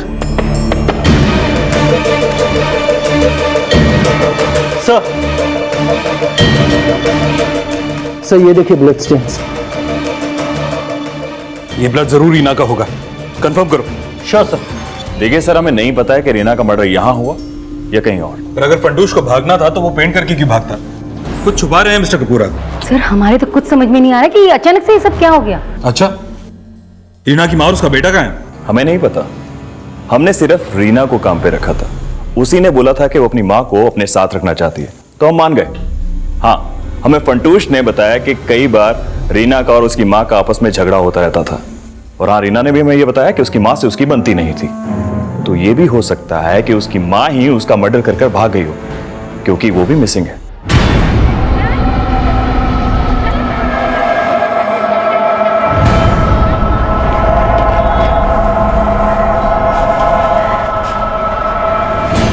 सर, ये मिस्टर कपूर तो रीना की माँ पे शक जता रहे हैं, जबकि रीना की माँ तो पुलिस स्टेशन आई थी। कहीं ऐसा तो नहीं कि वो अपना क्राइम कबूल करने आई हो और डर की वजह से वापस चली गई हो? क्राइम अगर रीना की माँ ने किया तो फिर फंटूश क्यों गायब हो गया सावंत? मुझे लगता है कि ये कपूर या तो फंटूश को बचा रहा है या फिर अपना किया छुपाने की कोशिश कर रहा है। जिस दिन रीना की हत्या हुई उस रात इन दोनों की भी एलिबाई चेक करो और वेस्ट बंगाल पुलिस को फंटूश का एक फोटोग्राफ भेजो। जिस रात रीना का मर्डर हुआ उसके बाद जो भी ट्रेन वेस्ट बंगाल के लिए गई उनका रिजर्वेशन डेटा निकलवाओ। हो सकता है कि फंटूश का कोई लीड मिले। Okay sir. सर, रीना का नंबर अंधेरी की यादव चौल से रजिस्टर्ड है। उसका पूरा नाम रीना सावंत है। सर, रीना के नंबर पर किसी पंकज सावंत नाम के आदमी का बार बार फोन आता था। इस पंकज का नंबर भी उसी एड्रेस पर रजिस्टर्ड है जिस एड्रेस पर रीना का नंबर रजिस्टर्ड है। पाटिल, मुझे लगता है कि ये पंकज सावंत रीना का हस्बैंड हो सकता है। इसके बारे में और इन्फॉर्मेशन निकालो। पंकज सावंत रीना का पति ही था, जिससे 6 साल पहले रीना ने लव मैरिज की थी। लेकिन पंकज से प्यार करना रीना की वो नादान भूल थी जो उस उम्र में अक्सर लोगों से हो जाती है। पंकज और पुलिस की मुलाकात इस केस को 6 साल पीछे ले जाने वाली थी।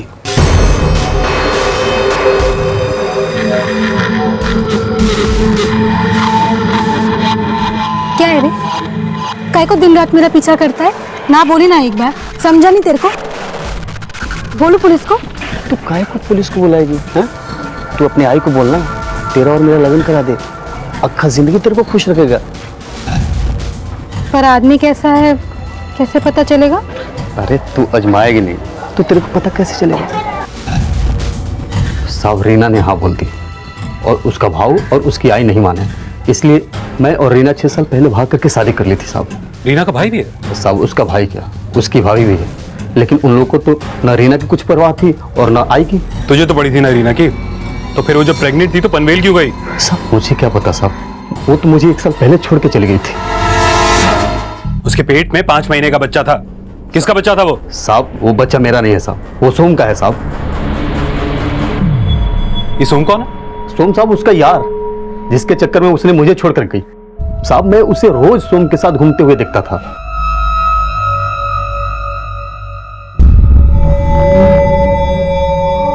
ये सोम रहता कहाँ?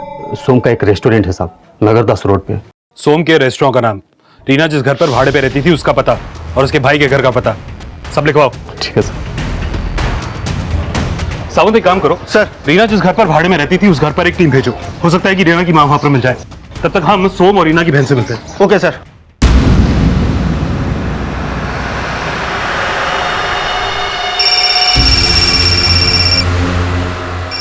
श्वेता, हाँ जरा देखना किसका कॉल है।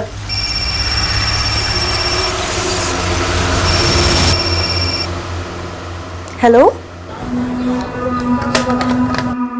हेलो, किसका फोन था? पता नहीं किसका था, जैसे ही उठाया वैसे ही काट दिया।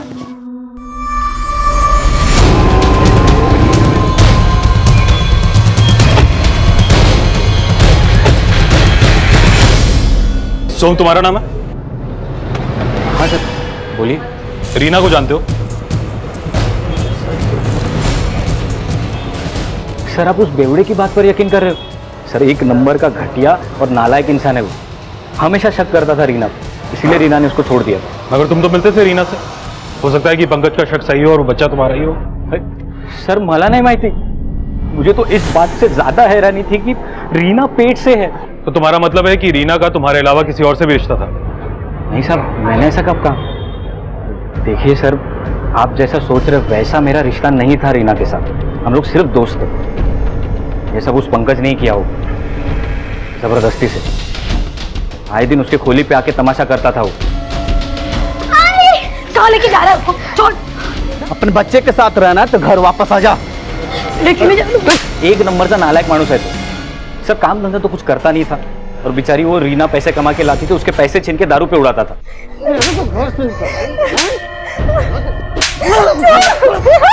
रीना मुझसे अपना हर दुखड़ा रोती थी सर।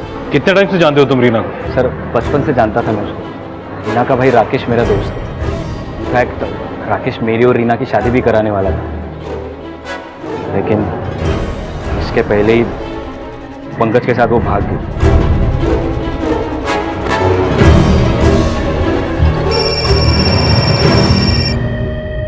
हाँ पाटिल सर, मैं रीना की चौल पे आया था। पता चला यहाँ तो 1 महीने से ताला लगा है और रीना की माँ भी यहाँ पे नहीं है। एक काम करो, एक कांस्टेबल को वहाँ ड्यूटी पर लगाओ, हो सकता है रीना की माँ उधर आए, और आसपास पूछताछ भी करो। Okay sir. पाड़ा, ध्रुव बेटा, पाड़ा,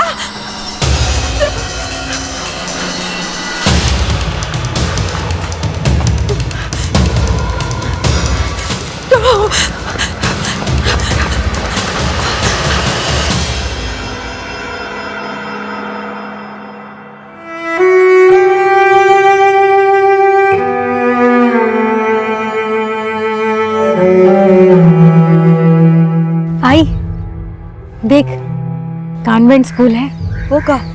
इधर ना बड़ा बड़ा सेठ लोग के बच्चे लोग आते हैं पढ़ने के लिए। तो देखना एक दिन मेरा ध्रुव भी इधर ही पढ़ेगा।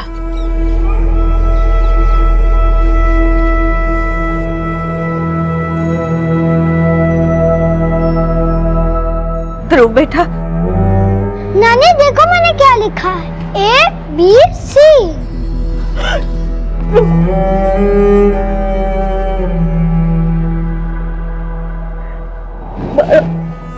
भला माफ कर, मेरी वजह से तुझे ये सब तकलीफ हो रही है ना। मैं वचन देते रीमा का सपना पूरा करूंगी मैं। तू स्कूल जाएगा।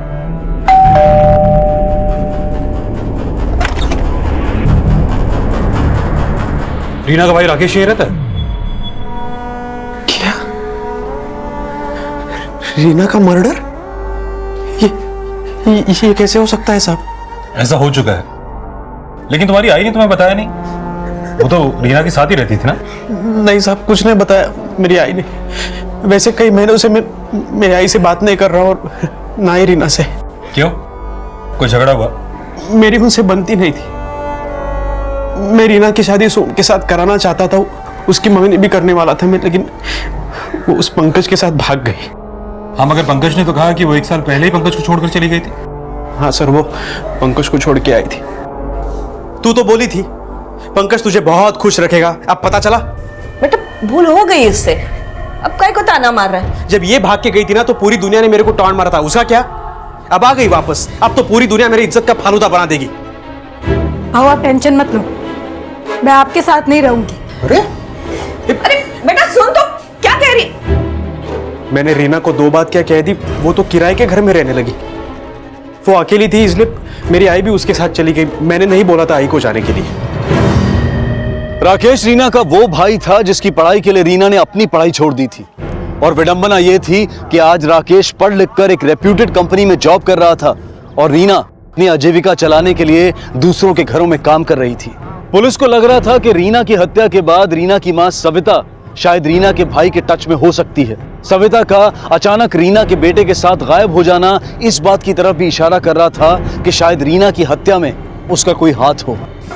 सावंत, रीना की मर्डर वाली रात उसके भाई की एक्टिविटीज के बारे में पता करो। हो सकता है कि रीना की मर्डर के बाद उसकी मां यहां पर आई हो। Okay sir. हाँ बोला। ओके ठीक है, साफ है कि रीना की हत्या मिस्टर कपूर के बंगलों में हुई थी। फंटूश का कुछ पता चला? सर, रीना की हत्या के बाद रेलवे रिजर्वेशन का डाटा और वहाँ के सीसीटीवी फुटेज को मैंने अच्छे से चेक किया, लेकिन फंटूश का कुछ पता नहीं चला। ना ही कोई ऐसा एविडेंस मिला जिससे कि पता चल सके कि रीना की हत्या के बाद वो बाहर गाँव गया था। मगर कपूर ने तो बोला कि जिस रात रीना का मर्डर हुआ उस रात फंटूश वेस्ट बंगाल चला गया था। अब इसका मतलब ये हुआ या तो फंटूश ने कपूर को झूठ बोला है या फिर कपूर हमसे झूठ बोल रहा है। सर, मिस्टर और मिसेस कपूर की अलिबाई कंफर्म है। जिस वक्त रीना का मर्डर हुआ था वो लोग मुंबई में ही थे। सर, एक बार को अगर मान भी लिया जाए कि रीना का मर्डर फंटूश ने किया, तो ऐसा भी तो हो सकता है कि रीना के बच्चे का बाप फंटूश ही हो। और रीना तो 1 महीने पहले ही पनवेल रहने गई थी। मुझे लगता नहीं कि फंटूश का इस बच्चे से कोई लेना देना है। हाँ, ये जरूर हो सकता है कि रीना का कोई बॉयफ्रेंड हो जो कि उससे पनवेल में मिलने जाता हो। सावंत मिस्टर और मिसेस कपूर से दोबारा मिलते हैं ताकि पता लग सके कि रीना के पेट में किसका बच्चा था। नहीं सर, रीना की पर्सनल लाइफ के बारे में मैं कुछ नहीं जानता हूँ। रीना ने तो बताया था कि उसके पेट में जो बच्चा है उसका और उसके पति का है। मुझे नहीं लगता कि उसका कोई अफेयर होगा। रीना की हत्या का राज अब इस राज से भी जुड़ने लगा था कि रीना के घर में पल रहा बच्चा किसका था। रीना का पति पंकज और प्रेमी सोम अपने आप को इस बच्चे का पिता मानने से इनकार कर रहे थे और पनवेल जाने से पहले रीना जिस चौल में रहा करती थी वहां रीना की जिंदगी से जुड़े कुछ और खुलासे सामने आए। साहब, रीना और उसकी माँ तो बहुत मेहनती थे, पर अचानक ही उनके पास बहुत पैसा आ गया। रीना के पति को यह सब कुछ पता चल गया और वो आके रीना से बहुत झगड़ा करने लगा। ये अंदर फ्रीज, ये टीवी, कौन लुटाता तेरे पे इतना पैसा? तेरी खुद की तो औकात थी नहीं मेरे को कुछ देने की। अभी मैं खुद से कमा रही है तो तू मेरे कैरेक्टर पे उंगली उठा रहा है। चल निकल। अरे मैं तेरा पति, तू मेरे पे ऐसे कैसे कर सकती है? मारता था तभी पति नहीं था। फिर एक दिन अचानक से हमें पता चला कि रीना पेट से है। मेरे को पता है तेरे पेट में बच्चा पल रहा है ना? हा? पता है मेरे को तू कौन सी बीमारी की दवा खाती है? और किसका बच्चा पल रहा है? कौन का बच्चा पल रहा है तेरे पेट में? साहब, बहुत थू-थू होने लगी थी उनकी, इसलिए वो दोनों पनवेल चले गए।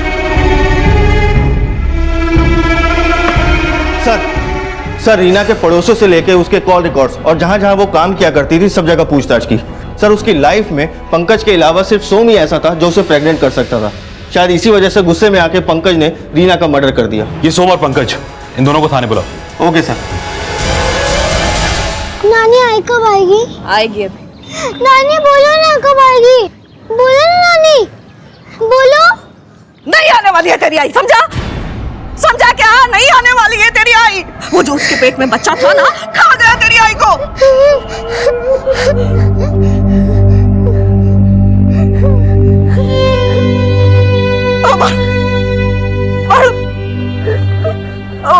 माफ कर वाला, माफ कर। वो बच्चा नहीं, मैं तेरी आई को।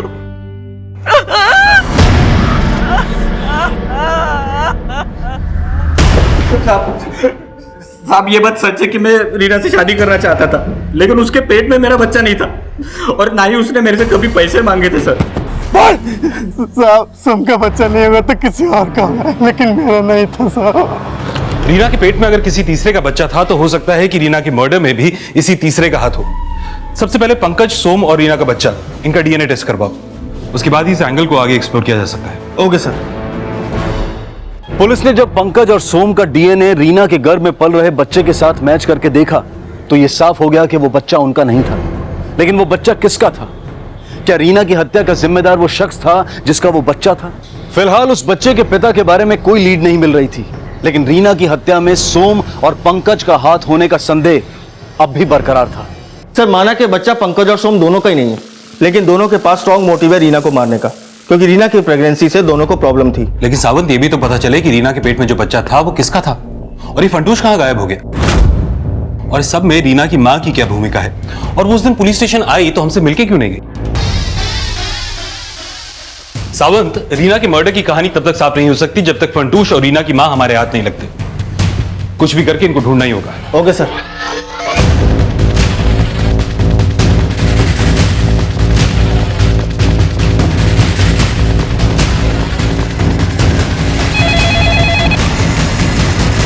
Hello. Som, Pankaj, Mr and Mrs Kapoor और रीना का भाई राकेश, ये सभी पुलिस की रडार में थे। वहीं फार्म हाउस से फरार चौकीदार फंटूश और रीना की मां सविता को भी, और इन्वेस्टिगेशन की इस कड़ी में पुलिस के सामने रीना की भाभी श्वेता से जुड़ा एक और एंगल भी सामने आया। साहब, रीना की आई तो यहाँ महीनों से नहीं आई, और आती भी कैसे? रीना से और उसकी आई से तो इन लोगों ने सारे संबंध ही तोड़ दिए थे। वो बेचारी माँ बेटी अपना पेट भरने के लिए लोगों के घर पे झाड़ू पोछा किया करती थी। साहब, इन लोगों से तो ये बात भी बर्दाश्त नहीं होती थी। क्या हुआ? मूड क्यों ऑफ है तुम्हारा? मूड खराब नहीं होगा तो क्या होगा? तुम्हें पता पिंकी जहाँ ट्यूशन पढ़ती है, तुम्हारी माँ वहाँ पे काम करने जाती है, और सबके सामने उन्होंने मुझे बहू कह के बुला लिया। कितनी बेइज्जती होती है तुम्हें क्या पता?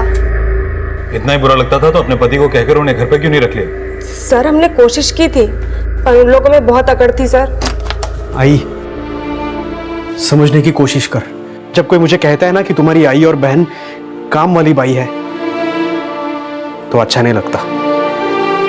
आप भूल गए भाऊ कि मैंने और आई ने लोगों का झाड़ू कटका करके ही आपको पढ़ाया है। आप जो हो ना आज, वैसी मैं भी बन सकती थी, पर आई ने मेरी पढ़ाई छुड़ाई ताकि तुम पढ़ सको। आपको प्रॉब्लम है ना, तो बोलो कैसे पालूं अपना और ध्रुव का पेट? देखो, मैं थोड़ी बहुत पैसे की मदद कर सकता हूँ, बस ये काम छोड़ दो। छत तो दे नहीं पाए आप, पैसे अपने पास ही रखो, भाभी के काम आएंगे। चल आई। और सर फिर हमको पता चला कि रीना प्रेग्नेंट है। उसके बाद तो उसके बाद क्या? तुम लोगों से बर्दाश्त नहीं हुआ तो रीना को मार दिया? हाँ? नहीं सर, हमने ऐसा कुछ नहीं किया, और हम भला ऐसा क्यों करेंगे? हाँ, उसके बाद हमने रीना से बातचीत करना बंद कर दिया। पुलिस रीना की जिंदगी से जुड़े हर शख्स को खंगाल रही थी और जल्द ही पुलिस को चौकीदार फंटूश का एक स्ट्रॉन्ग लीड मिला। सर, फंटूश जो मोबाइल यूज किया करता था उसका IMEI नंबर एक्टिव हुआ है। उसके फोन में कोई दूसरा सिम डाला गया है जो कि सतारा में एक्टिव है। फौरन सतारा पुलिस से कांटेक्ट करो और इस नंबर को सर्वेलेंस पे डालो। Okay sir. और काफी मशक्कत के बाद आखिरकार फंटूश पुलिस के हाथ लग गया। बोलेगा? नहीं बोलेगा तू अभी? सच बोलेगा? बोलेगा ना सच? बोलेगा साहब। बोल, रीना को क्यों मारा? मैंने नहीं मारा रीना को। उस रात जब मैं बंगलो में पहुंचा ना, रीना को मारा नहीं तो फिर भागा क्यों?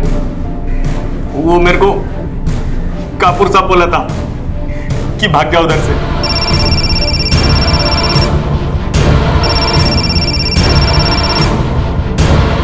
हेलो साहब, इधर बहुत लाफड़ा हो गया है। वो रीना का लाश पड़ा है इधर। क्या कर रहा है? उसका माँ भी नहीं है। मेरे को लगता है उसका माँ उसको मार के भाग गया कापुर सेठ के बोलने पे, और जंगल में फेंक दिया साहब। वापस आके साफ सफाई किया और पैंट मार के भाग गया। मेरे को कापुर साहब ही बोला था कि सिम निकाल के फेंक दे। सर, आपको कोई गलत? चलिए चलिए।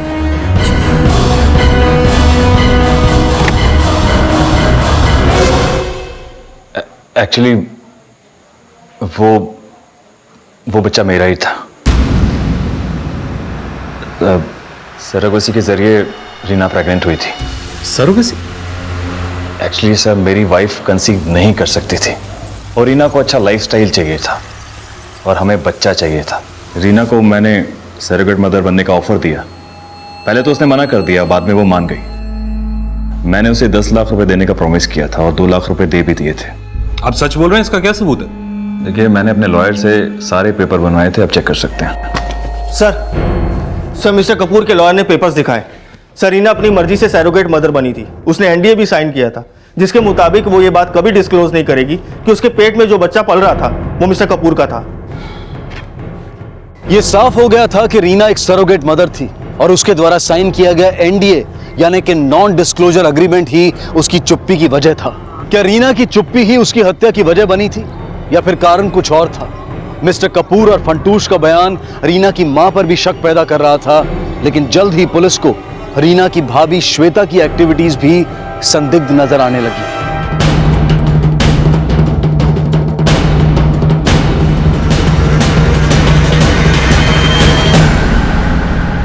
सर रीना की भाभी श्वेता, सर पिछले 5 दिनों में वो बैंक से काफी पैसे निकाल चुकी है, पूरे 10 लाख। 10 लाख रुपए? इतने पैसे का क्या करने वाली हो? बुला के पूछ लेते हैं सर। नहीं साहब, फिलहाल उस पर नजर रखो। देखो कि वो ये पैसा किसी को देने वाली है या खुद खर्च करने वाली है, और उसके मोबाइल फोन और लैंडलाइन को सर्वेलेंस पर डालो। Okay sir. हेलो प्रशांत, ये फाइल लेकर तुम हेडक्वार्टर्स जाओ।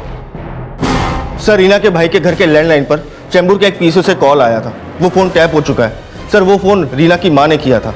सर, रीना की मां ने श्वेता को चेंबूर बुलाया। सर श्वेता अभी भी एक बैग लेके घर से निकली है। दामले उसके पीछे गया है।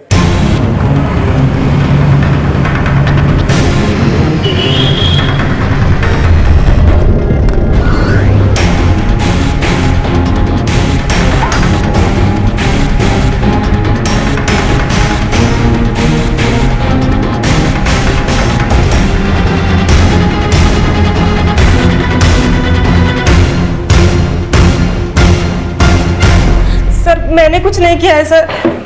अगर कुछ नहीं किया है तो चोरी छुपे अपनी सास को पैसे देने क्यों गई थी? जी वो आई ने धमकी दी थी इसलिए। हेलो, हुआ पैसों का इंतजाम? आई 2 दिन में हो जाएगा पैसों का इंतजाम। लास्ट 2 दिन दे रही हूँ मैं। इस बार जो पैसा नहीं दिया ना तो पुलिस में सब कुछ बता दूंगी जाकर। नहीं आई, वो 2 दिन में पक्का हो जाएगा। मैं कोई धमकी देना नहीं चाहती थी साहब। उल्टा मैं तो आई थी इधर उस दिन वही सोच के आई थी कि आपको सब कुछ सच सच बता देंगी करके, पर फिर सोची अगर मईज मेरे बेटे को पकड़वा देगी तो श्वेता और पिंकी वही देखेगी जो मेरे आदमी को खोकर मैं और रीना देखी। आपका बेटा? तो आप कह रहे हैं कि रीना का मर्डर रीना के भाई राकेश ने किया? हाँ सर, उस रात मैं खुद उसको कपूर सेठ के घर से निकलते हुए देख। माना मैंने 10 लाख रुपया मांगी, पर वो सौदा मैंने रीना के बच्चे के भविष्य के लिए की। क्या गलत किया? हाँ? क्या गलत किया मैंने? गलत तो उसने किया। मैं और रीना झाड़ू कटका करके उसको इतना पढ़ाया और वो भी उसके बाप के जैसा ही निकला। मेरा दिमाग मेरे बाप ने खराब किया साहब। जब मैं 10 साल का था तब मेरा बाप दारू पी के आता था और मेरी आई को कहता था कि तू बदचलन है। मेरा विश्वास नहीं होता था साहब। मेरे बाप के मर जाने के बाद मेरी दादी भी मेरी आई को बदचलन कहती थी, तभी मेरा विश्वास नहीं होता था। लेकिन जब मुझे पता चला कि रीना पेट से है तब मैं समझ गया साहब। मेरे आई ने मेरे बहन को भी उस जैसा बना दिया। मैंने सोच लिया साहब, माँ बेटी दोनों को एकदम खत्म कर दो। अपना फोन घर पे छोड़ के मैं पनवेल चला गया साहब, और उस दिन भी नहीं बता पाई कि किसका पाप अपने पेट में पाल रही थी। रीना ने कोई पाप नहीं किया, पाप तूने किया है। वो तो अपनी मजबूरी के चलते एक सरोगेट मदर बन गई थी। ना तो वो बदचलन थी और ना उसका किसी के साथ नाजायज संबंध था। अपने बेटे को पालने के लिए उसने अपनी कोख को गिरवी रख दिया, और एक भाई होने के नाते तूने क्या दिया उसे? हाँ, खुद स्कूल जाना छोड़कर दूसरों के घर की मोरी धो धो के उसने तेरे स्कूल की फीस भरी, और तू उसे थोड़ा सा भरोसा भी नहीं दे पाया। लानत है तुझ जैसे भाई पे। जो अपनों पर भरोसा करने के लिए अपनों की जुबान पर यकीन करने की बजाय उनसे सबूत मांगते हैं, असल में वो खुद कभी किसी के भरोसे के लायक नहीं होते। इसी विचार के साथ अब मैं अनूप सोनी आपसे विदा लेता हूं। फिर मुलाकात होगी अगले एपिसोड में एक और चौंका देने वाले केस के साथ। तब तक अपना और अपने परिवार का ख्याल रखें और देखते रहें क्राइम पेट्रोल डायल 100।